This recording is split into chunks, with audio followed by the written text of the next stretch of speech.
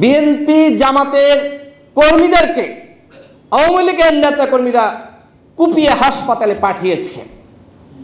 এই খবর কি আমাদের উপদেষ্টারা জানে? আজকে তারা বলছে আগামী নির্বাচনে আওয়ামী লীগ অংশ নিতে পারবে না। তো বাবারা, তোমরা কেন আওয়ামী লীগের সাংগঠনিক কার্যক্রম নিষিদ্ধ করছো না? তোমরা কেন আওয়ামী লীগের নিবন্ধন স্থগিত করছো না? তোমরা কি বলছো আর কি করছো আমার মনে হয় নিজেরাও বোঝো না। এইভাবে একটি সরকার চলতে পারে না। ডক্টর মোহাম্মদ ইউনূস, তার উপর যে আশা ভরসা প্রত্যাশা আমরা রেখেছিলাম, তিনি অযোগ্য ব্যক্তিদের নিয়ে এই উপদেষ্টা পরিষদ গঠন করেছেন, যে কারণে সেই আশা ভরসার আমাদের যে প্রত্যাশা সেটির আসলে আমরা কোনো কিছু পাচ্ছি না। আমাদের আশা ভরসা নিশ্চিত হয়নি, আমাদের প্রত্যাশা নিশ্চিত হয়নি। এই যে উপদেষ্টা পরিষদ আপনারা দেখেছেন, মাজা ভাঙ্গা একটি উপদেষ্টা পরিষদ, কমর ভাঙ্গা একটি উপদেষ্টা পরিষদ, এক একজন সরকারে বসে এক এক ধরনের রাজনৈতিক বক্তব্য দেয়।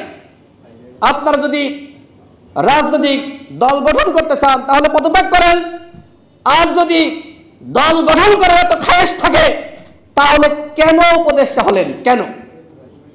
কি কারণ? এর জবাব কি আপনাদের দিতে হবে না?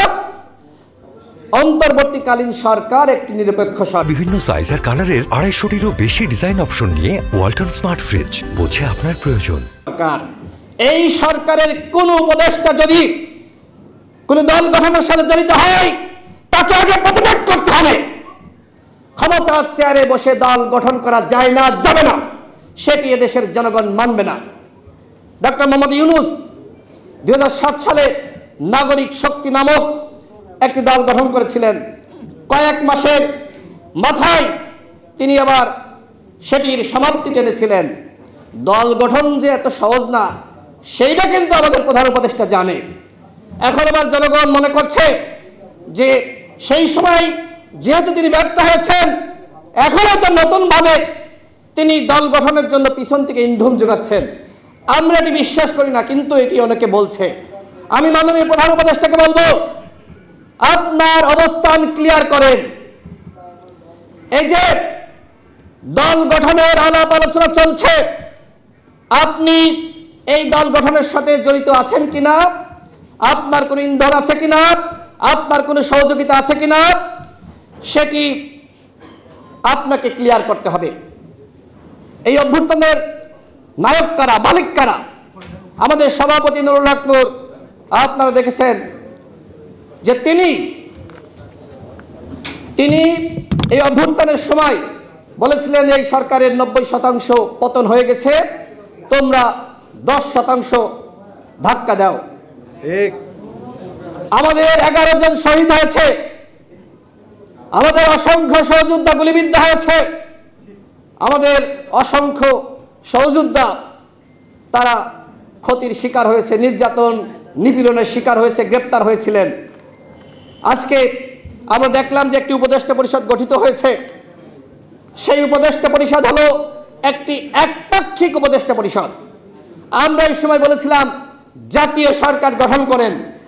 এমনকি যখন প্রধান উপদেষ্টা প্রথম সংলাপ ডাকলেন, সেই সংলাপে আমাদের সভাপতি নুরুল হক নূর এবং আমি উপস্থিত হয়েছিলাম। আমাদের দলের পক্ষ থেকে আমাদের সভাপতি বলেছিলেন, জাতীয় সরকার যদি গঠন করা না হয় তাহলে আপনারা দেশ চালাতে পারবেন না। এখন উপদেষ্টা নাহিদ ইসলাম তিনি কি বলছেন? তিনি বলছেন যে আমরা জাতীয় সরকার গঠন করতে চেয়েছিলাম কিন্তু বিএনপির কারণে পায় নাই। বিএনপি যে জাতীয় সরকারে যেতে চায় না,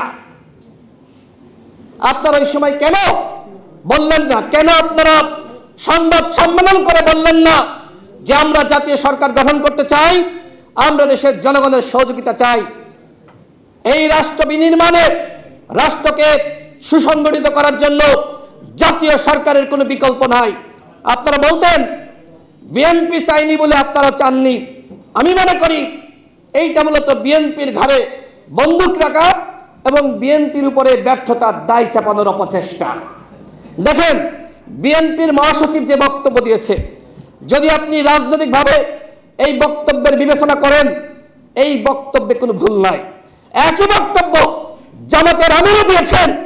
জামাতের আমিরের বক্তব্য নিয়ে আমাদের ছাত্র বন্ধুরা, আমাদের উপদেষ্টারা তারা কোনো সমালোচনা করছেন না, কিন্তু বিএনপির মহাসচিবের বক্তব্য নিয়ে তারা সমালোচনা করছেন। এর মানে কি? তারা যে আগামীতে একটি দল গঠন করতে চায়, বিএনপি যেহেতু সরকারে চলে যাচ্ছে, তারা বিরোধী দল হওয়ার কারণে এখন থেকে এই ধরনের বক্তব্য শুরু করেছে।